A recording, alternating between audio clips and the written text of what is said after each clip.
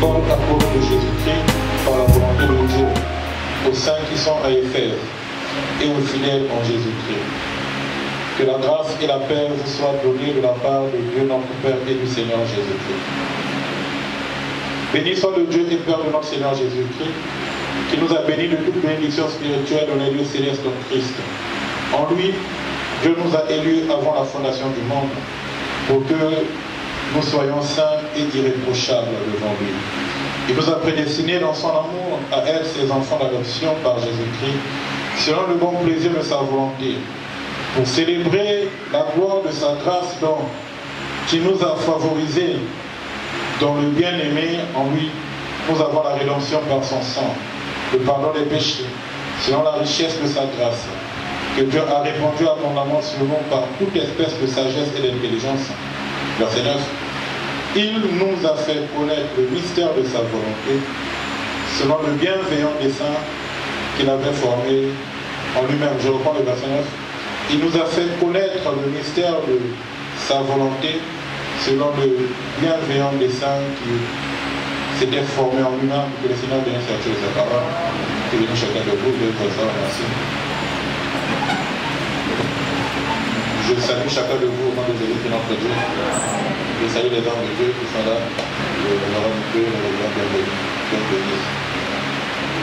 Et je remercie notre pasteur pour la confiance, voyez, là envers nous, de nous, et laisser derrière sa chair ce matin de dimanche. Amen. Est-ce que quelqu'un est heureux d'être là ce matin? Amen. Si tu es dans la joie d'être là, tu peux dire Amen. Amen. Tu peux dire gloire à Dieu. Amen. Salut ton frère, salut ta soeur, dis-lui bienvenue à la maison du Seigneur.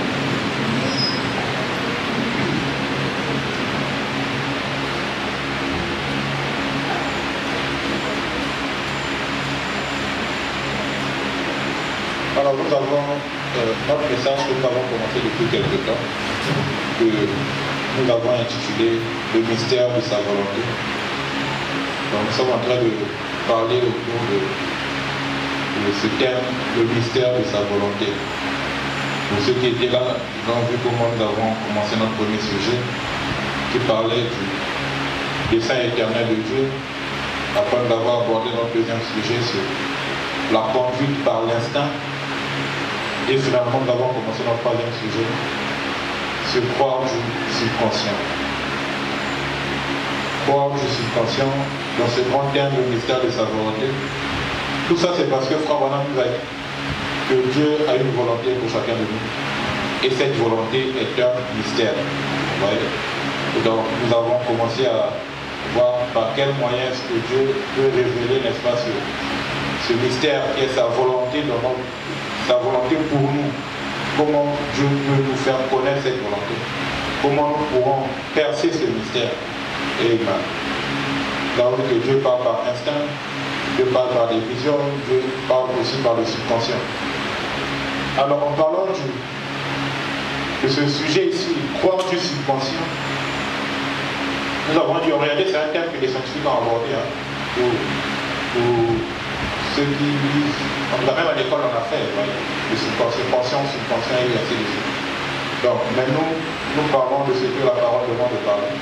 Là où le prophète touche la science, touche la science. Là où il touche la science, il touche également la science. Amen. Donc, nous avions dit que dans la prédication où Jésus vint, là où Frère Branham dit que le subconscient fonctionne seulement quand la conscience ne fonctionne plus. Parce que chaque fois qu'il a parlé du subconscient, il a montré cela en fonction de la conscience. Et il nous dit que la conscience fonctionne grâce, n'est-ce pas, grâce à nos les cinq sens. Donc, notre toucher, notre odorat, notre ouïe, notre goûter, ainsi de suite.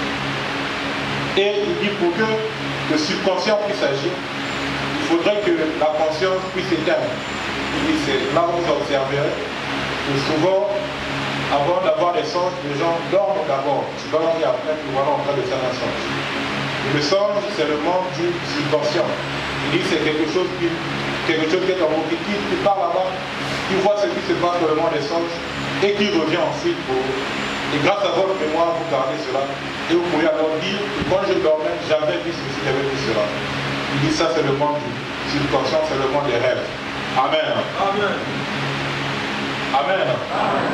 Et donc finalement, toujours sur ce sujet de port du subconscient, nous avons dit que nous avons vu Frère Branham, et toutefois qu'il a parlé du subconscient, de ce que nous avons vu, de ce que nous avons pu voir, nous avons vu qu'il parle de 3 catégories de personnes. La première catégorie, c'est la catégorie de ceux qui, donc certaines situations, il dit ceux qui n'ont pas de subconscient. Mais dans l'autre, il est plus clair, il dit tout le monde a un subconscient, mais ici le problème c'est le delta entre la conscience et le subconscient. En fait, la distance entre la conscience et le subconscient. Il dit la première catégorie de personnes, c'est ceux qui ne font pas de songe.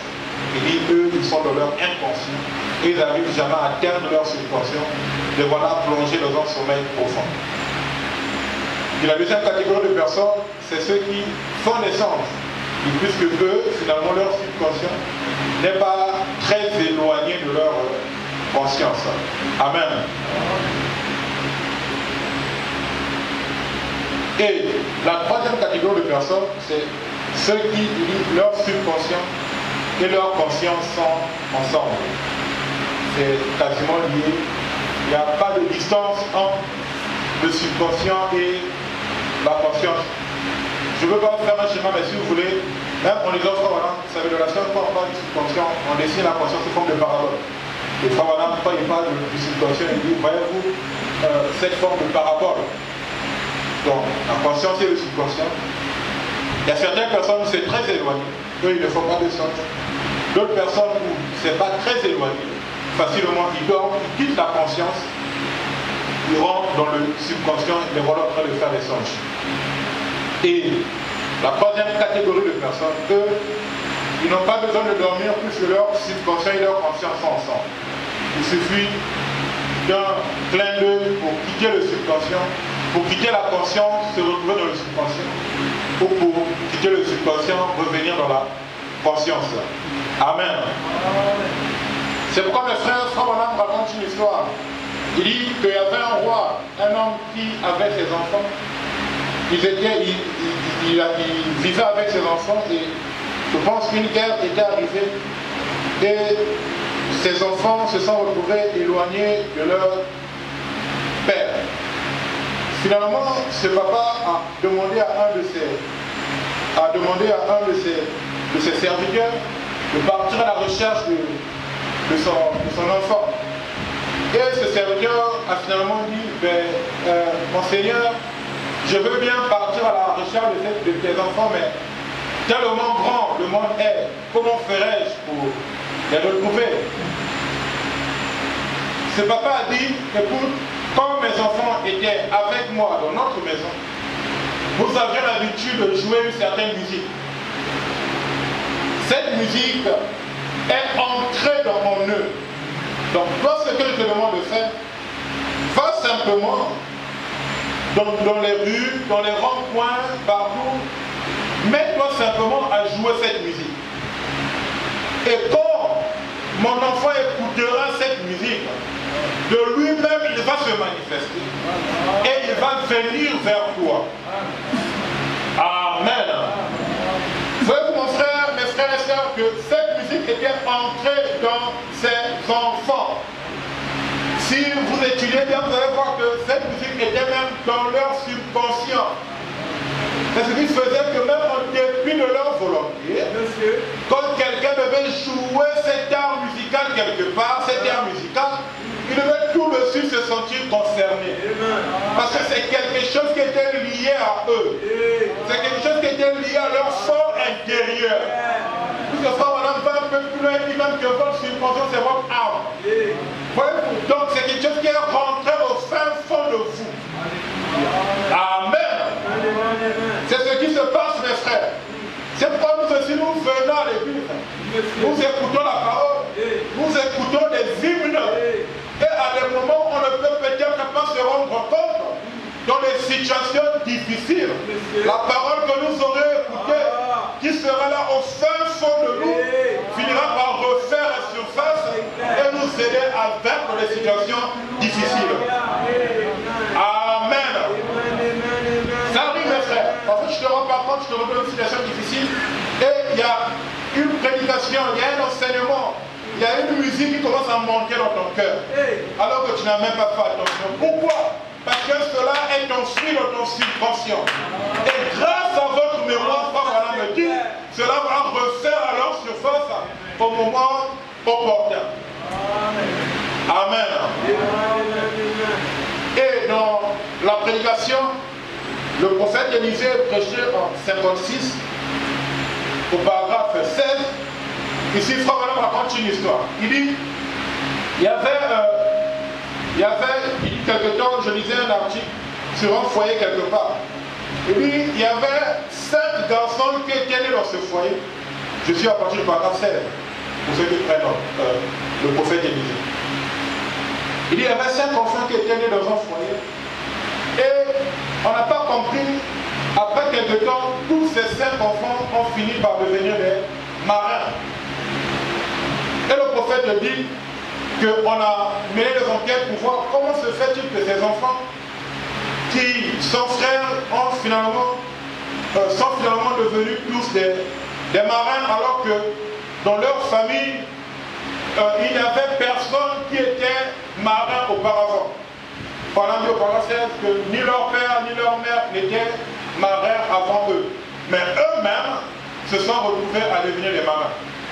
Cela veut dire qu'on a fait des enquêtes et on s'est rendu compte que ce qui se passait, c'est que ces enfants, ils avaient dans leur chambre un tableau où il y avait l'océan, et il y avait un grand bateau, et il y avait un marin qui conduisait ce bateau. Ce qui faisait que ces enfants, chaque fois qu'ils se réveillaient, avant de dormir, ils avaient un visuel sur ce tableau. Chaque fois qu'ils se réveillaient, avant de commencer la journée, ils avaient un visuel sur ce tableau. Jusqu'à ce que cette image était tellement ancrée en eux que chacun d'eux, là où il était parti, a fini par vouloir ressembler au tableau qu'ils avaient l'habitude de contempler dans leur chambre avant de dormir.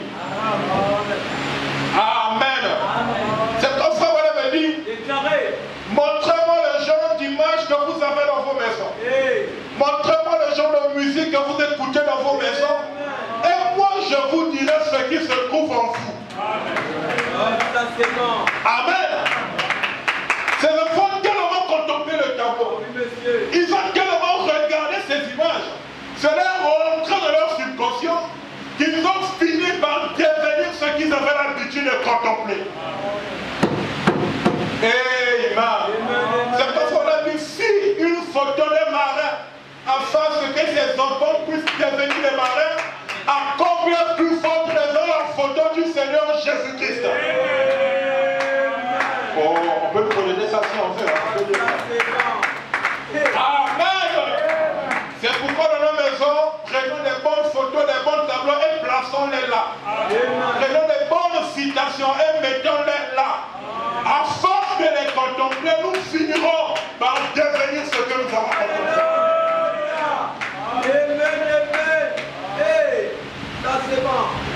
Amen.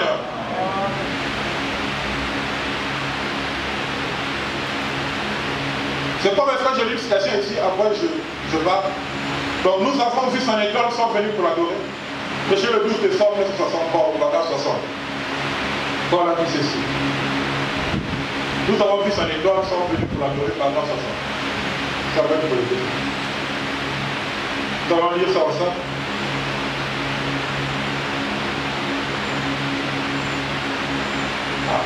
C'est le 12 décembre 1963.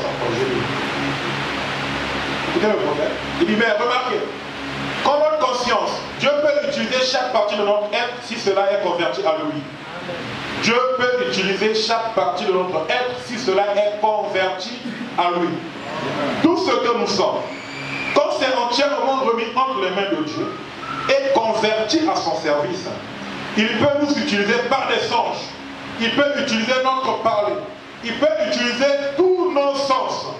Et quand tout ce que nous sommes est converti à Dieu, alors Dieu peut utiliser cela. Amen. Amen. Quand tout ce que nous sommes est converti à Dieu, alors Dieu peut utiliser cela. utiliser cela. Amen. Dieu peut utiliser nos songes. Mais quand tout ce que nous sommes est converti à Dieu. Oh, ça c'est clair. C'est pour dire que quand nous ne sommes pas convertis à Dieu, on peut également avoir des songes. Mais le diable pourra venir utiliser ces songes-là. Amen. Amen. Amen.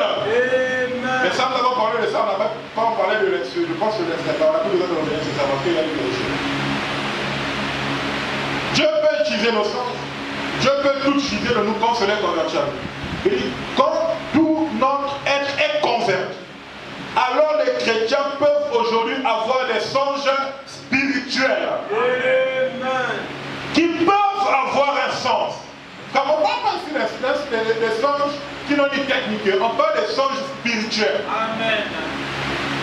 Dieu descend de ton subconscient, il traite avec toi et il te parle clairement. C'est ça il faut faire. C'est pas de gagner cette situation. Parce que je ne l'ai pas lu dimanche passé. Quand tout notre être est converti, alors les chrétiens peuvent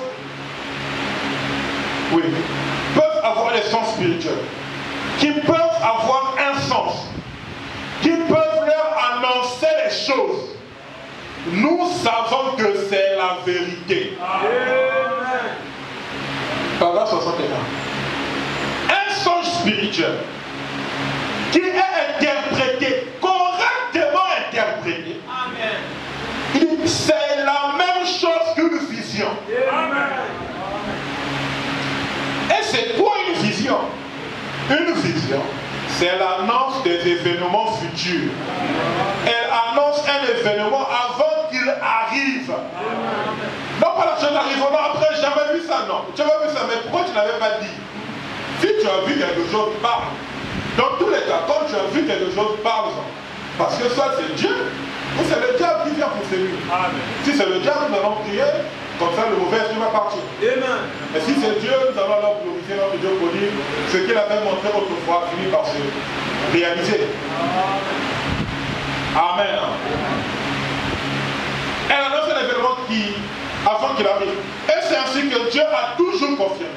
Si c'est vrai ou pas, ou plutôt, un homme dans l'Ancien Testament était censé être prophète si ce qu'il disait arrivait et ainsi de suite. Il reprend l'écriture. Amen. Donc un Dieu peut utiliser tout ce qui nous appartient. Amen. À une seule condition que ce qui nous appartient soit converti à Dieu. Une vision qui est un sens qui est correctement interprété est égal à une vision. Amen. Ça c'est le prophète qui le dit. Amen. Amen. Maintenant que nous avons dit cela, rentrons dans notre première partie, notre première catégorie, le subconscient, qui est ensemble avec la conscience. De la prédication, nous avons vu son école que la même prédication que nous avons dit tout à l'heure. Ok. Au paragraphe 57.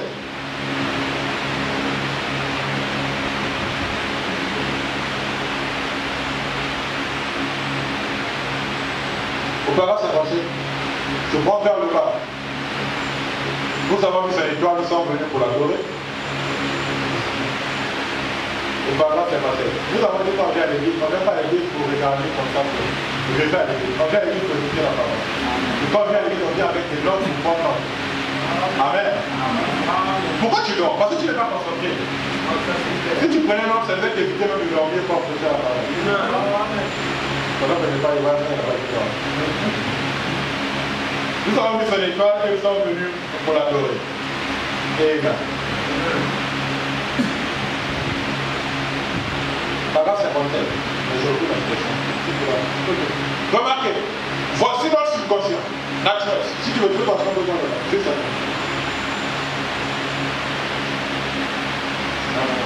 Paragraphe 57. Pourquoi tu ne pas? Attendez. Est-ce que vous avez la situation?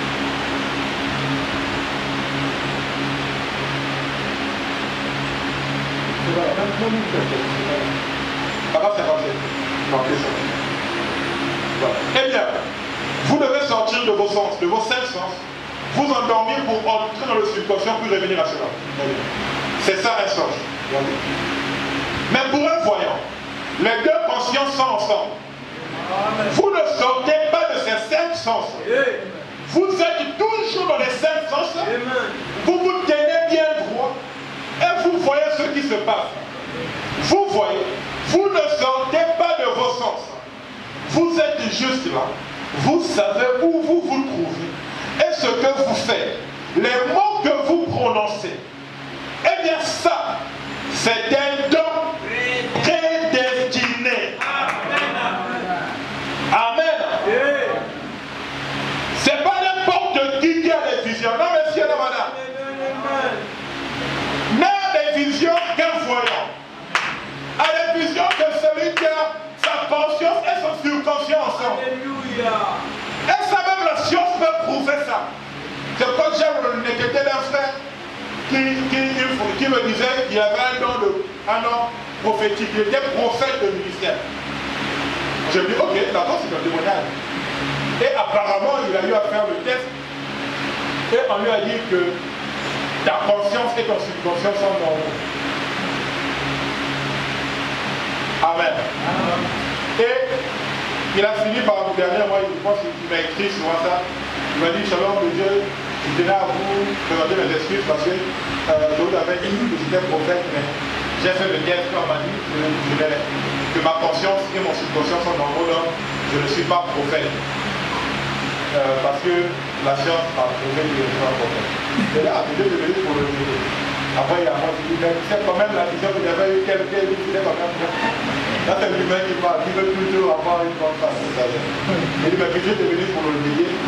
Tu as fait le test, on t'a dit que tu n'es pas prophète. Donc, quand tu dis que tu es prophète, va faire le test à l'hôpital.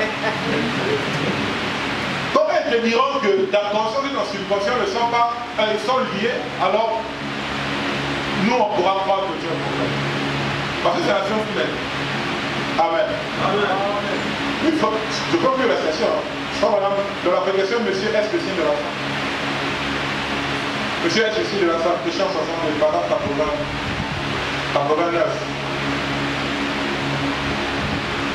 Il parle du test de encéphalographie. Après, si on voulait suivre, j'ai fait des recherches pour voir. On parle de l'électro-encéphalographie. Et ok. Et ça se fait même sur le funérail. Il y a une différence entre les sens et les visions. Les sens se produisent pendant votre sommeil, les visions se produisent alors que vous ne dormez pas. Je vais faire de voir.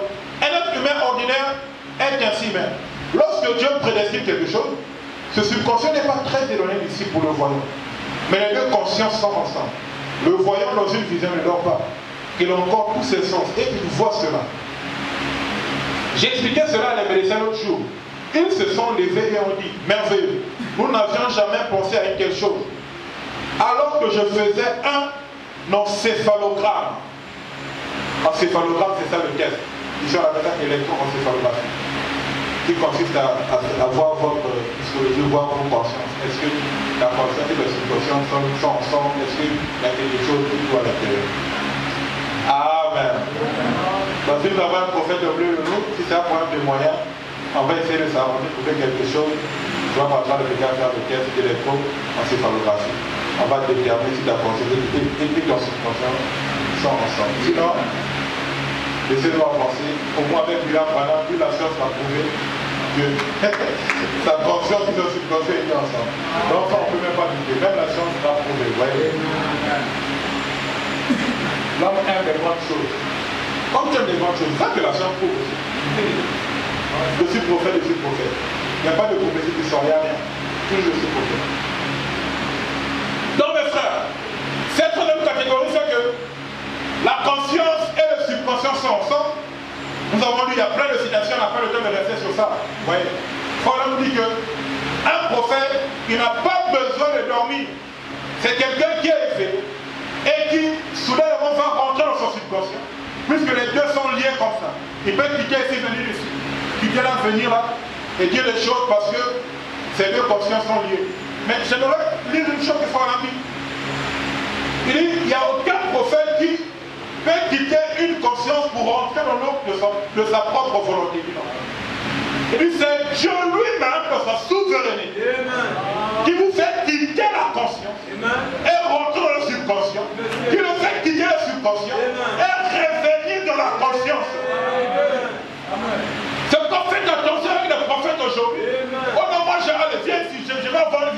vision. Allez, la vision, je donne. Non, monsieur, ça c'est de la prétention. C'est Dieu dans sa souveraineté. J'ai un ami, il est prédicateur au Congo Brazzaville. Il me disait, il faut non, tout ça. J'ai dit, oh Dieu, shalom. Finalement, vous savez qu'il devait en parler après, il m'a dit, oui, je suis prophète de Dieu. C'est-à-dire du prophète. Donc ça donne comme Dieu prophète. Parce que dans la Bible, un prophète, on le consulte. J'ai dit, mon cher prophète, j'ai actuellement une indécision et je ne sais pas sur quel Dieu lancer. Alors je veux que Dieu me parle. Si tu veux être prophète, qu'est-ce que Dieu te dit? Mais attention, je ne vais pas te donner les indices. Va te donner, dis-moi ce que quand il me revient, je me dis, pendant que je suis au bord de l'eau, continue sur cette voie, parce que c'est une bonne voie. Bon, je ne suis pas Moïse, je suis au bord de l'eau. C'est un mec qui m'a dit qu'il est parce que le frère, c'est moi la prévention. C'est pas parce que tu as vu un singe une fois que tu es prophète de Dieu. C'est pas parce que tu as même vu une vision que tu es prophète de Dieu. Non. Tu t'es vu au bord de l'eau. Et la voix m'a dit, continue sur cette fois. Oh, je reprends de l'eau, parce que ça n'a rien à voir avec ce que moi j'ai comme problème. Comment j'ai fait pour le repos de moi? Je faisais quoi là? Je ne fais pas d'écrivant. Je ne vais pas traverser dans mon bouche. Comment je fais le repos de moi? Il faut que ce n'est pas un message pour moi qui vient de Dieu. Donc pour moi, ce n'est pas l'histoire de la prophétie, en tout cas, Dieu va régler sa vie. Voyez-vous? Amen. Donc un prophète, mes frères, il quitte son subconscient. Il quitte sa conscience, rentre dans le subconscient, quitte le subconscient, revient dans la conscience, quand selon le bon plaisir de Dieu lui-même. C'est quand la Bible dit que même Jésus ne pouvait rien faire avant que le Père ne lui montre ce qu'il fallait faire premièrement. C'est l'autre fois qu'on dit que même les prophètes de Dieu ne peuvent rien faire. Avant de faire quelque chose, c'est Dieu qui doit le leur montrer premièrement. Et quand vous croyez que quelqu'un a un don qui vient de Dieu, et qu'il vous donne une prophétie qui semble être difficile, mais ne vous fâchez pas contre le frère contre la sœur. Puisque les dons et les appels sont répandus. Et c'est Dieu qui donne les dons et les appels. Donc si quelqu'un donne un message difficile, frère, nous disons, ah, comme Dieu a parlé, il y a eu les juges, nous prenons attendons la condition. On ne va pas se fâcher contre quelqu'un. Non. Non, il a dévoilé ma vie, il n'a pas été sage. Mais les n'a pas dans sa voiture. Dieu peut défendre maintenant et parler au travers de quelqu'un. Oui, le frère l'a dit, il faut avoir la réunion. Oui, le frère l'a dit aussi, les diables, vous savez, et les hommes qui n'ont pas été ils peuvent venir. Alors, à vous lisez le sagesse. C'est ça. Dieu peut descendre et parler au travers de quelqu'un comme ça. Et il dévoile ta vie devant tout le monde. Tu ne vas pas te fâcher, non, il n'a pas de sagesse, il a dévoilé ma vie. Pourquoi il a fait ça? C'est Dieu de sa souveraineté. Amen. C'est pourquoi pour l'homme, il va montrer avant la réunion, se réunir, on prie, et si tu as un message, comme c'est lui qui a établi l'homme, il descendra et il parlera. Amen. De quelle sorte que la réunion va se passer? Tout va se passer dans l'homme. Amen. Donc un prophète, mes frères, ne quitte pas sa conscience de son propre vouloir. Non, ça c'est archi faux. Mais c'est ce qu'on a dit, l'écoutez pas moi. C'est la présentation explicative par la scène. Voyez-vous mes frères. Donc cela étant dit, que l'on soit prophète, voyant, ou un chrétien, qui voit les songes de temps en temps, ou tout le temps, il peut arriver qu'on ait une vision, ou un songe. Et à la fin de cette vision ou de ce songe, on n'est pas totalement convaincu du message qu'on a reçu. On ne sait pas sur quel pied danser. Ce que j'ai vu, est-ce que c'est Dieu qui m'avait parlé? Est-ce que c'était pas Dieu?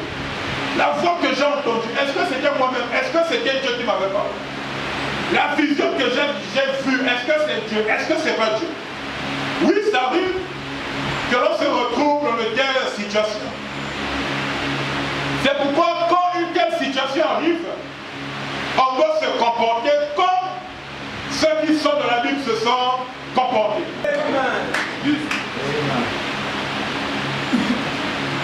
Amen. Que la jeune fille à laquelle je dis la poche à Philippe, car par là je vais connaître que tu uses de bonté envers ton serviteur. Et au verset 15, elle lui dit, il n'avait pas encore fini de parler sortit ça. Que sortit. Ah, ok. Il n'avait pas encore fini de parler. Que sortit sa cruche sur l'épaule. Rebecca, mère de Bethuel, fils de Milka, femme de Nahor, frère d'Abraham. C'était une jeune fille très belle de figure, frère. Quand tu fais les choses, hein, c'est terrible. Terrible. Et Eliazar, il ne connaissait même pas cette femme. Mais il avait juste fait une prière, Seigneur, c'est comme à qui je dirais, fais pencher ta cruche, que je boive. Et elle va me répondre, bois, et je donnerai aussi à boire à tes chameaux. Alors là, je saurai que cette femme, c'est elle que tu as destinée pour mon Seigneur Isaac.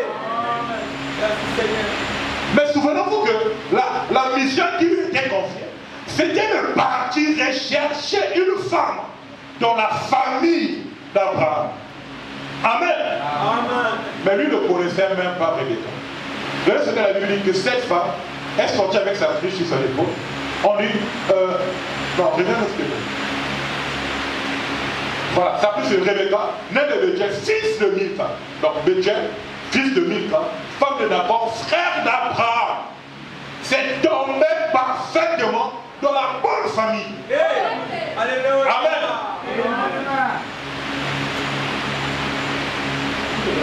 Okay. C'était une jeune fille très belle de figure.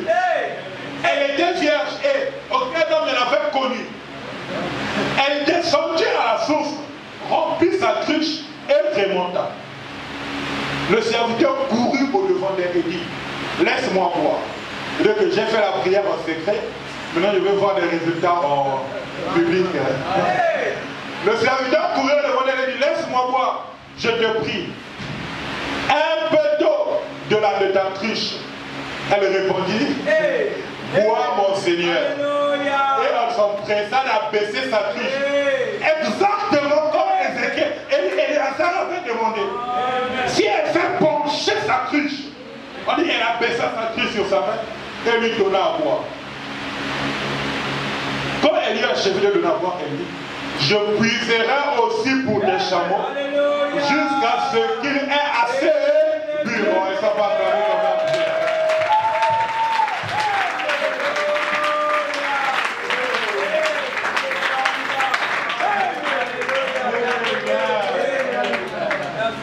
Mais quand Dieu répond, il répondra parfaitement. C'est pas la peine de vouloir l'aider. Notre Dieu est réel, notre Dieu est vivant. Le frère James Géléon qui avait dit, si l'Éternel est avec nous, alors où sont les miracles dont nous ont parlé nos pères? Si le même Dieu que nous servons, c'est le Dieu de Moïse, le Dieu de José. Il a divisé la mer rouge autrefois. Il a divisé le Jourdain. Alors où sont les miracles dont nous ont parlé nos pères? Amen.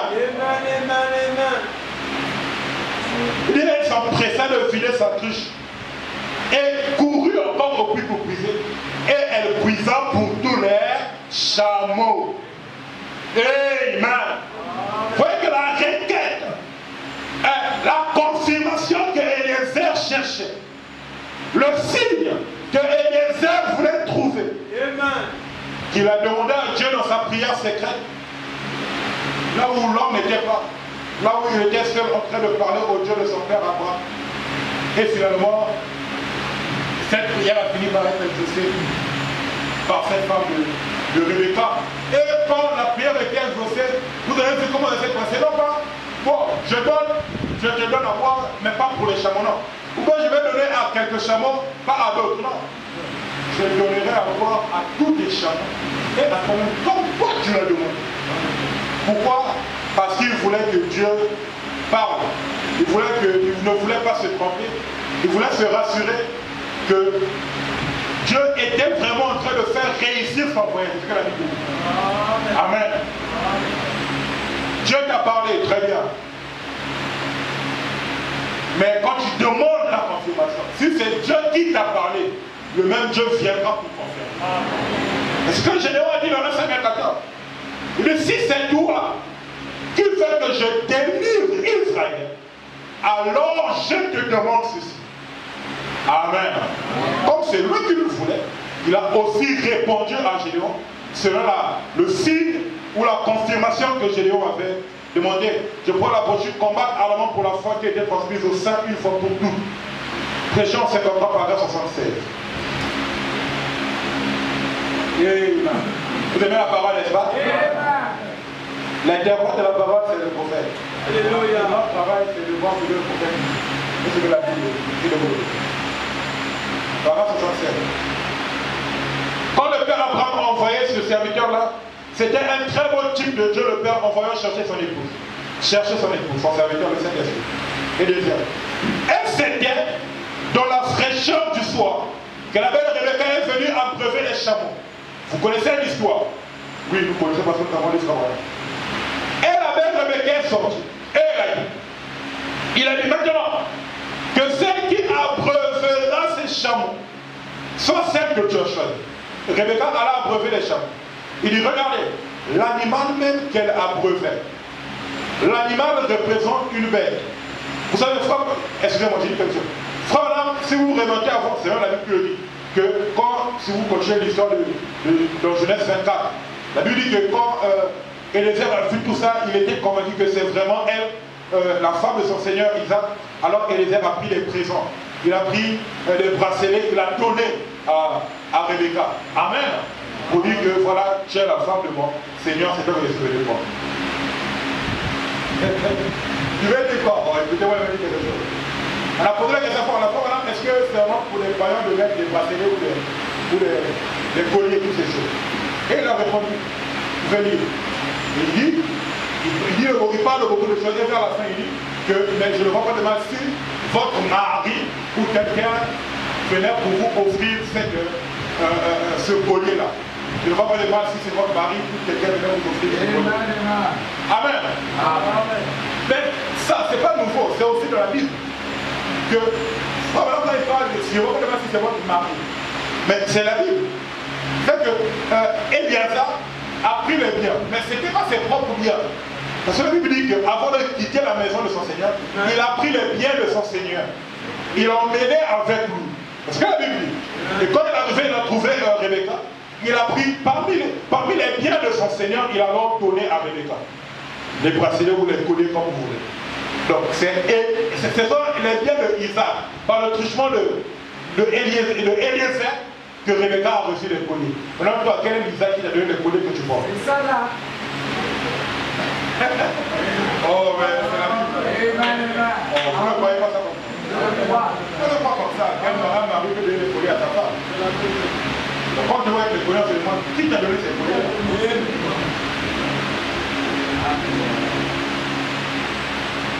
C'était une parenthèse, donc je refais la parenthèse et je continue. Amen. Regardez, l'animal même qu'elle a abreuvé, l'animal représente une bête, évidemment. Évidemment, ce qui représente la puissance dans la Bible. C'est lui qui interprète ces choses. Il dit, et l'animal même qu'elle abreuvait, c'était l'animal même qu'il avait transporté pour voir son époux. Amen. Il dit, est-ce vrai? Répondait quand même le prophète. Est-ce vrai? L'animal que Rebecca a abreuvé, ce sont les mêmes chameaux qui l'ont transporté pour partir rencontrer son époux. Amen. Il dit, c'est quoi? Il dit, la puissance même que nous abreuvons maintenant. Amen. Il dit, des louanges, des actions de grâce, de gloire, de puissance, de force. Il dit, c'est le Saint-Esprit même qui vous transportera pour aller voir Jésus. Alléluia. C'est pourquoi nous venons écouter la parole. C'est pourquoi nous disons la parole. C'est pourquoi nous louons le Seigneur. C'est pourquoi nous adorons le Seigneur. Parce que c'est ça la puissance des chameaux de désert. Amen. Amen. Comme c'est la même puissance. Les mêmes chameaux que Rebecca a donné à boire et a abreuvé.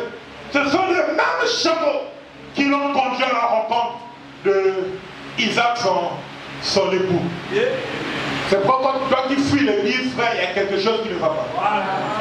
Parce qu'il faut abreuver les chameaux. Et abreuver les téléchargement consiste dans le fait de venir à l'église, d'écouter la parole, de dire amen à la parole, de jubiler quand on chante et quand on attend pour le Seigneur. Je l'avais dit ici une fois, au milieu de nous, il n'y a pas de patron. Tu viens ici, les gens en train d'adorer, tu as croisé les bras, c'est comme si on adorait pour toi. On n'attend pas pour toi. On attend pour notre Seigneur. Et toi aussi, tu dois adorer pour lui. Amen.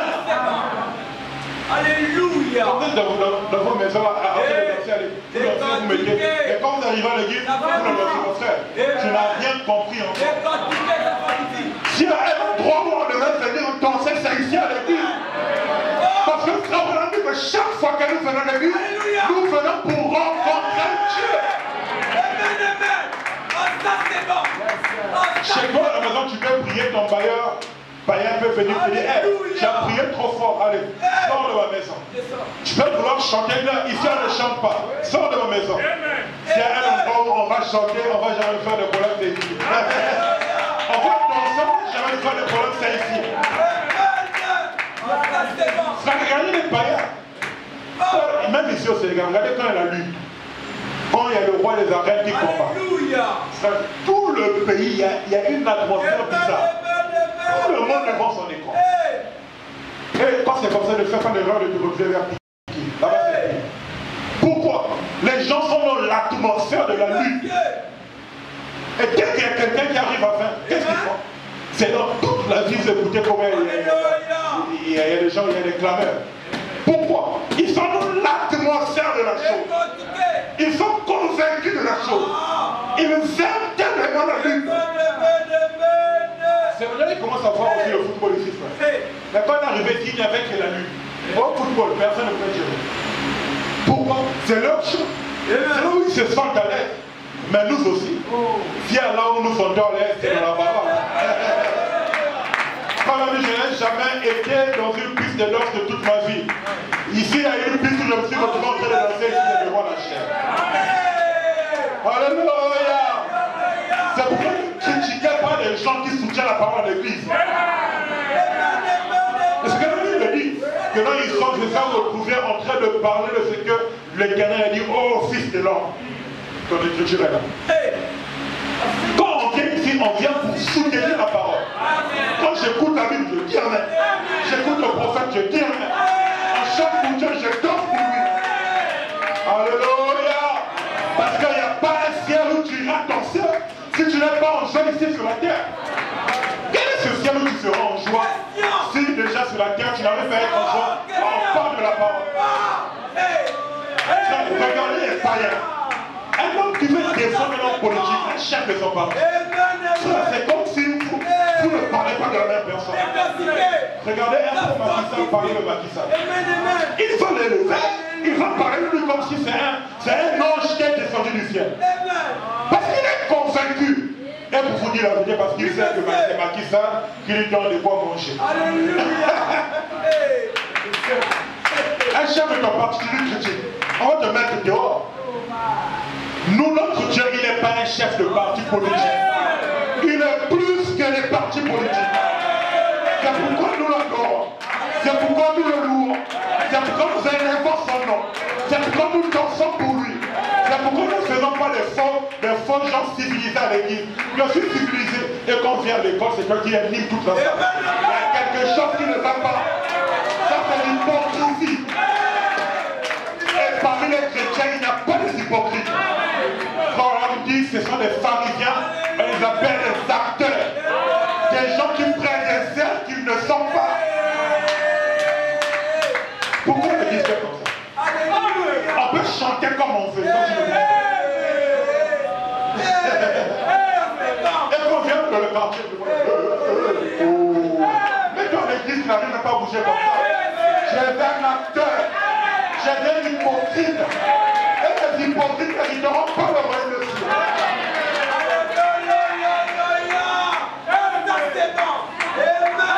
Est-ce que le croyant accepte ça?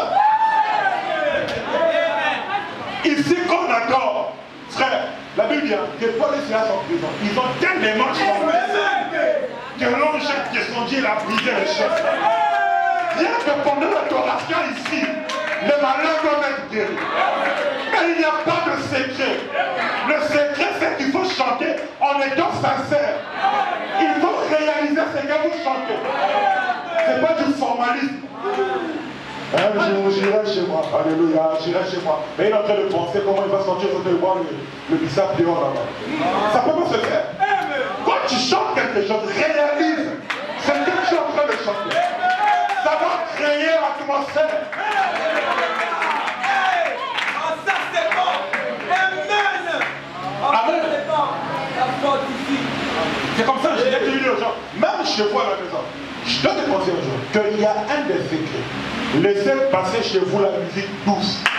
Laissez passer chez vous les bonnes du prophète Branham. Vous verrez l'atmosphère qu'il y aura là. Laisse la bonne dans ta maison, sors.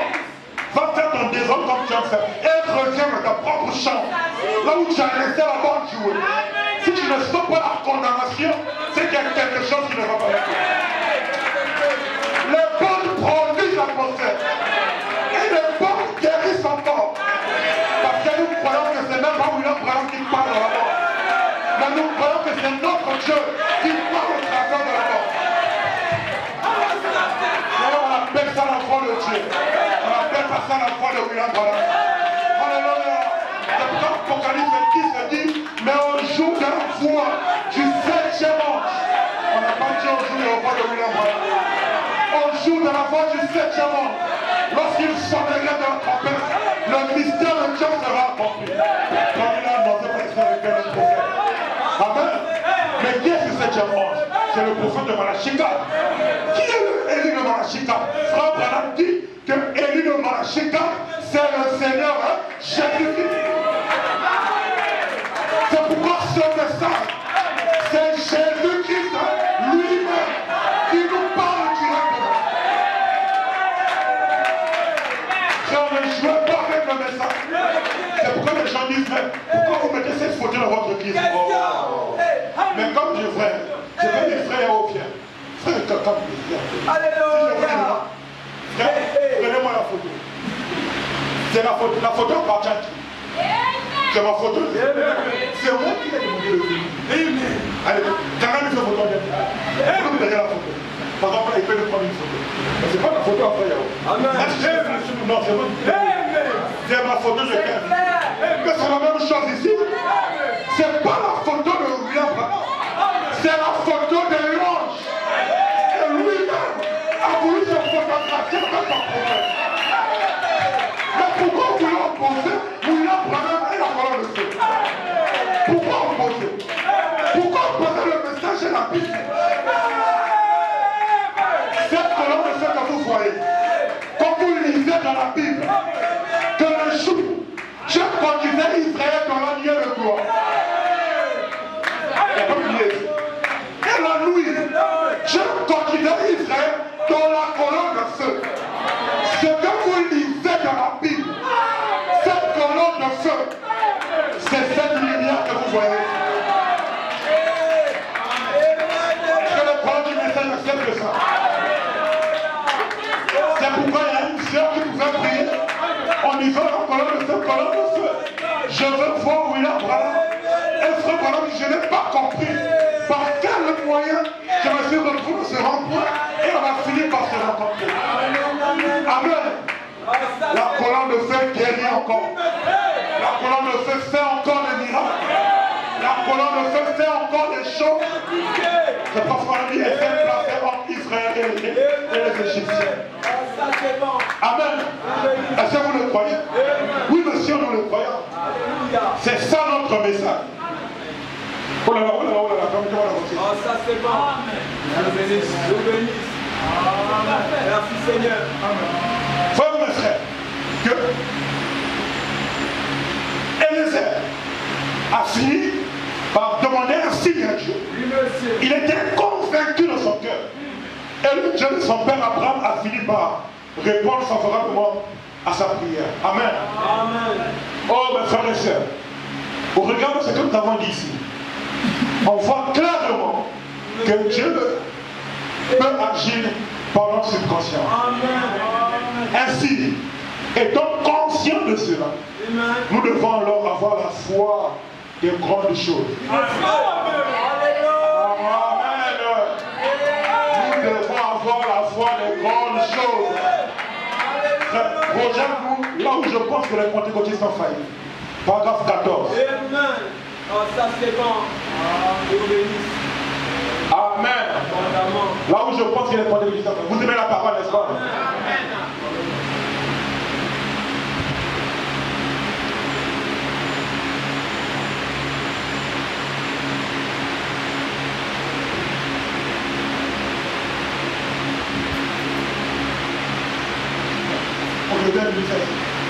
Paragraphe 14.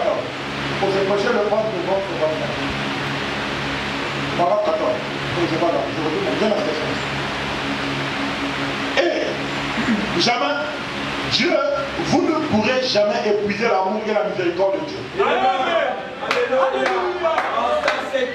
Vous ne pouvez jamais épuiser l'amour et la miséricorde de Dieu. Non, j'ai tellement demandé pardon que cette fois-ci je ne peux plus. Parce que non, vous n'épuiserez jamais la miséricorde de Dieu. Vous dites, eh bien, je n'aime pas trop te déranger, Père. Donc, voilà, il veut être dérangé.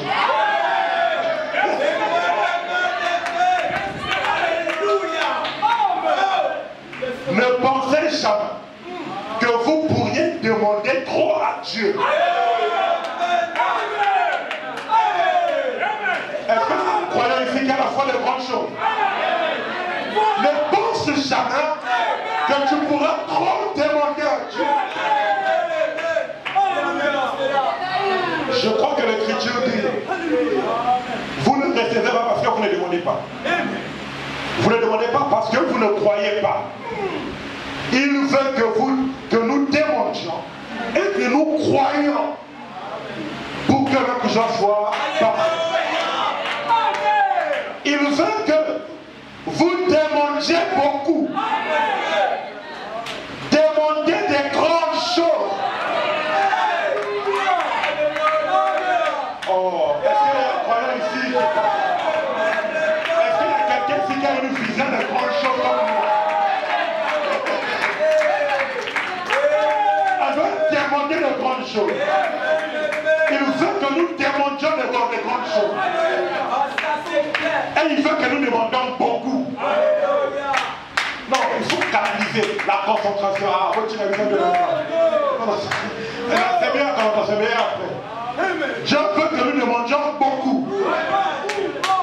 Tu ne comprends pas demander beaucoup, Philippe. En fait, tu peux demander à Dieu d'avoir le remplissage du Saint-Esprit. C'est beaucoup, n'est-ce pas? Est-ce que vous le croyez? Tu peux aussi demander à Dieu d'avoir beaucoup d'argent dans ton compte. Concentre-toi sur oui. Je veux que nous demandions beaucoup. Alléluia. Ne limitez pas votre foi à quelques petites graines de moutarde. Montez ici à une autre sorte de foi. Et entrez dans les grandes choses. Entrez dans les grandes choses. Tu vois comment tu es comme ça? Parce que pour quand tu salues, tu es venu manger. Tu vois un caillard et t'es venu. Nous devons rentrer dans les grandes choses. Réalise dans ton subconscient. Fais asseoir la chose dans ton subconscient. Au point où tu commences à m'avoir, c'est dans tes songes. Et aligne ta foi sur ton subconscient. Alléluia. Oh, bénisse. Amen. Amen. Oh, je parle avec un ami là. Vous savez, j'ai un business que je fais là. Il me dit, oh, mais tu peux quitter le feu là. C'est vrai. C'est grand, mais la foi des grandes choses. La foi du subconscient. Et ça va se réaliser. Ça c'est clair. Vous savez, la Bible dit que tout est possible à celui qui croit. Et ce qu'on dit, on n'a pas dit que tout est possible à les chrétiens. Mais la foi peut donner à un homme tout ce qu'il fait.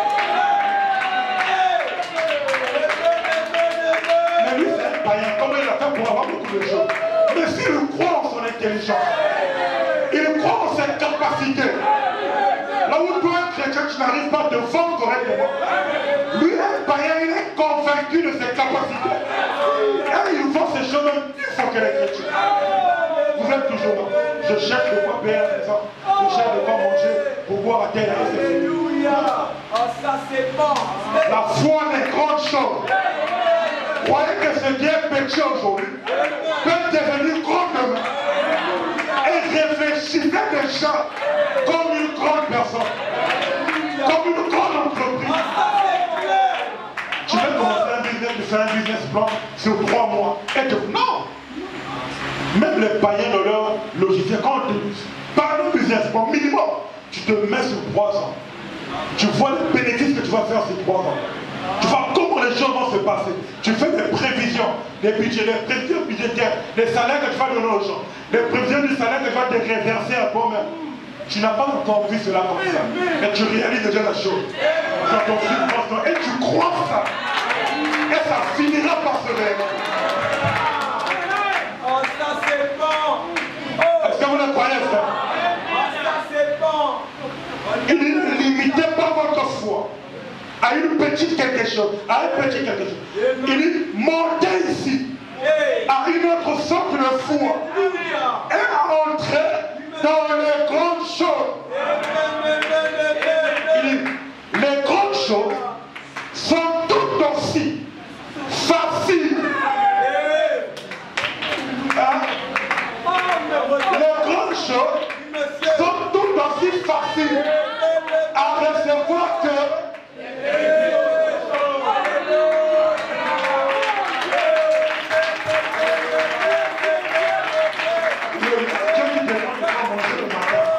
c'est le même Dieu qui règne dans la famille. C'est le même Dieu. Si on a commencé avec un petit business, là où tu as 2, 3, 5, 10 clients, c'est le même Dieu qui peut t'implanter ici au Sénégal et d'élargir au travers l'Afrique entière. Oh, croyez ça, acceptez ça. Si tu ne veux pas croire ça, reste comme ça. Comme ça, nous, on va t'engager. Tu vas travailler le monde.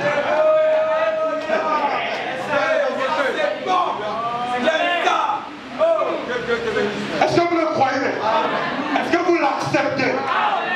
Laissez cela descendre dans votre cœur. Croyez cela au sein de vous. Et ne laissez pas le diable venir planter le contraire de cela. Oh, ça c'est clair. Amen. Alléluia. Amen. Alléluia. Je sens que je pars au paragraphe ici. Amen. Écoutez. Et quand vous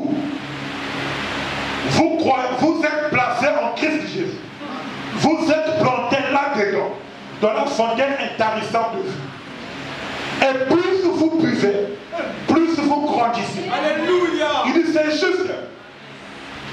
Si vous ne pouvez pas croire, eh bien, je crois que Jésus m'a sauvé. Il dit c'est bien. Alléluia. Alors, connais-tu du Saint-Esprit? Amen. Croyez qu'il vous donnera le Saint-Esprit. Il vous l'a promis. En ce qui concerne la guérison divine. Croyez-la. Il vous l'a promis. Écoutez maintenant. Chaque bénédiction rédemptrice vous appartient.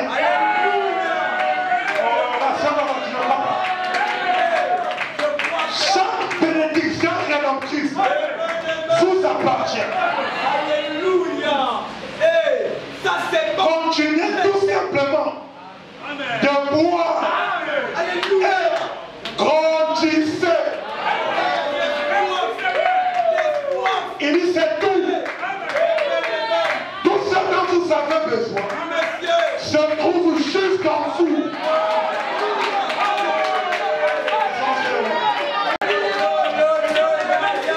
Est-ce que je peux te poser une question? Vous connaissez l'histoire du bébé Aiglon, n'est-ce pas? Pendant longtemps, le bébé Aiglon était là avec des poulains. N'est-ce pas? Des poussins. Mais quand le bébé Aiglon a commencé à voler, est-ce qu'on a injecté quelque chose d'autre? Est-ce qu'on est venu, on a fait une opération, prendre ses capacités, rentre? Non. Mais ses capacités de voler étaient où? Pendant tout le temps qu'il était à la basse-cour. C'était en lui. Mais il ne croyait pas qu'il est capable de voler. Ouvre ton entendement ce matin. Et commence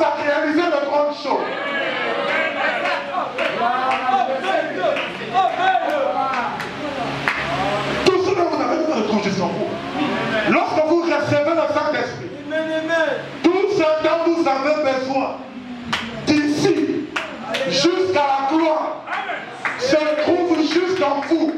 À ce moment-là. Oh, gospel, acceptez ça s'il vous plaît. Recevez ça s'il vous plaît.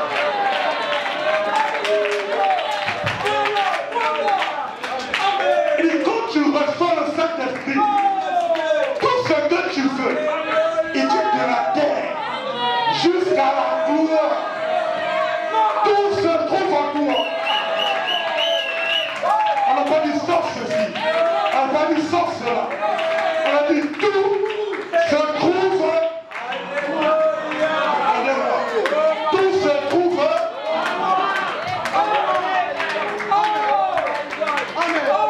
Frère Espoir, est-ce que tu le crois? Il est temps de matérialiser les choses. Frère Mathieu, est-ce que tu le crois? Il est temps de matérialiser les choses. De faire les grandes choses ici. Parce que tout ce que nous voulons réaliser se trouve en nous. J'ai une situation pour dire que vous êtes plus grand que ce bâtiment ici. Réveille ton subconscient, réveille ta foi et commence à réaliser tout ce que tu veux pour être heureux sur la terre se trouve en toi. C'est pourquoi la joie d'être chrétien n'est pas un païen qui détermine cela. Non, je suis triste, non, je vais pleurer parce que mon patron m'a fait ceci. Ton patron, tout ce que tu as besoin se trouve en toi. Qu'est-ce que tu veux? Oh là là, oh là là, oh là là. Alléluia. Est-ce que vous le croyez? Oh, il est 11h28. Je lis une dernière citation. Après, nous allons prier. Amen. Vous aimez la parole, n'est-ce pas? Frère Giardo, tu le crois là-bas, mon frère? Amen. Que Dieu l'accorde. Nous lui demandons le Père. Et cela nous suffit. Prêchons 62 par 50. On peut se lever, on va nous jouer quelque chose, alors que nous lisons la citation et nous allons prier pour rentrer. Vous aimez le prophète, n'est-ce pas? Amen. Il dit, voilà mon entendement de Christ. Comme étant de l'eau, il est l'inépuisable fontaine de la vie. Amen, Seigneur. Nous chantons cela. C'est-à-dire, c'est une fontaine où tu vas puiser, jusqu'à puiser, encore puiser, encore et encore. Il ne va jamais t'arriver. Vous ne lui demanderez jamais trop. Vous ne pouvez jamais croire en lui pour une chose trop grande. Non, ça c'est trop grand, je ne peux pas. Il prend plaisir à vous voir croire en lui pour de grandes choses. C'est-à-dire le plaisir de Dieu. C'est quand tu crois dans les grandes choses. Vous ne pouvez jamais dépasser cela. Il dit, pouvez-vous vous représenter un petit poisson d'environ 1,7 cm, là en plein milieu de l'océan. Disons, et puis en un instant, je ferais mieux de réfléchir là-dessus. Je ferais mieux de réfléchir avant de boire. Il dit, eh bien, si vous pouvez vous représenter cela, alors, comme un poisson dans l'océan, il dit, essayez de puiser la fontaine de la bonté de Dieu pour vous. Il dit, vous n'allez jamais épuiser cela. Il dit, comme une souris dans un champ qui est en train de manger les grains, elle ne peut jamais épuiser les grains de ses champs. Ainsi notre Dieu est une fontaine. Quel que soit ce que nous demandons, quel que soit ce que nous voulons, nous n'allons jamais épuiser. Et avec notre tête qui est devant Dieu.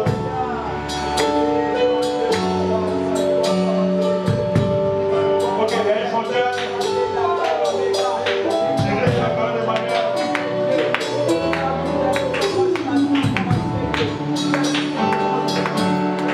Il y a une fontaine pleine Je peux réaliser ces paroles que nous chantons ce matin.